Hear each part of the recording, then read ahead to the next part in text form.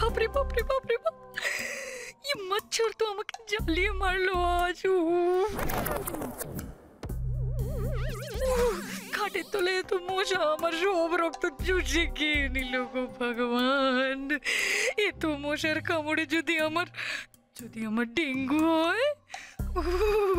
না না না না না না, আমি ডেঙ্গুতে মরতে চাই না। বজরং বলি আমাকে বাঁচাও, আমাকে আমাকে বেরোতেই হবে এখান থেকে, বেরোতেই হবে এখান থেকে।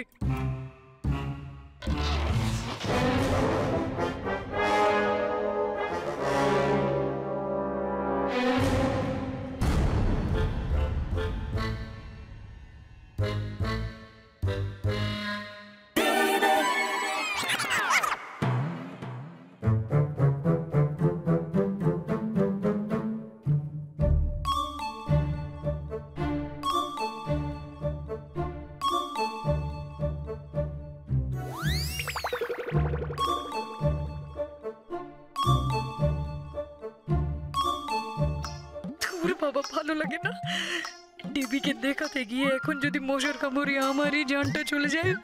হ্যাঁ, মশা যদি আমার শরীরের সব রক্ত খেয়ে নেয় তাহলে কি হবে?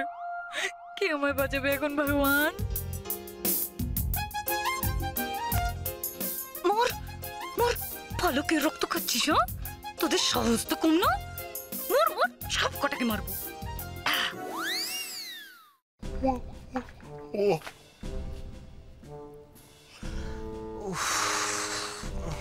বাবারে বাবা, লোকটা যে মাঝরাত্রে উঠে কোথায় চলে গেল কে জানে। ভাইটা পাগল, আমার হাড় মাস জ্বালিয়ে খাচ্ছে, তার মধ্যে আবার এই পালক। ভাল লাগে না, এই দুই ভাই বোন মিলে না আমাকেও পাগল করে ছাড়বে। এদের ঠেলায় রাত্রিরে যে একটু ভালো করে ঘুমোবো তারও উপায় নেই। মেজদা তুমি? এই তো তুমি এখনো জেগে আছো কেন? ঘুমোনি? আর বলিস না, এই জবা তুই তোর মেজ বৌদিকে কোথাও দেখেছিস? রাত্রিবেলা দেখ না কোথায় যে গেল, খুঁজে পাচ্ছি না। মেজ বৌদি কেন ঘরে নেই? মেজ বৌদি? আরে না না, তাহলে বোধহয় জল টল খেতে নিচে গেছে। দাঁড়াও আমি দেখি কি বলবো। না না না, নিচে নেই, নিচে তো আমি দেখে এলাম। আমার কি মনে হয় জানিস জবা, ও ঘুমের ঘোরে হেঁটে না বাইরে চলে গেছে। হ্যাঁ না না, তুমি এসব কি বলছো? না সেটা আবার হয় নাকি?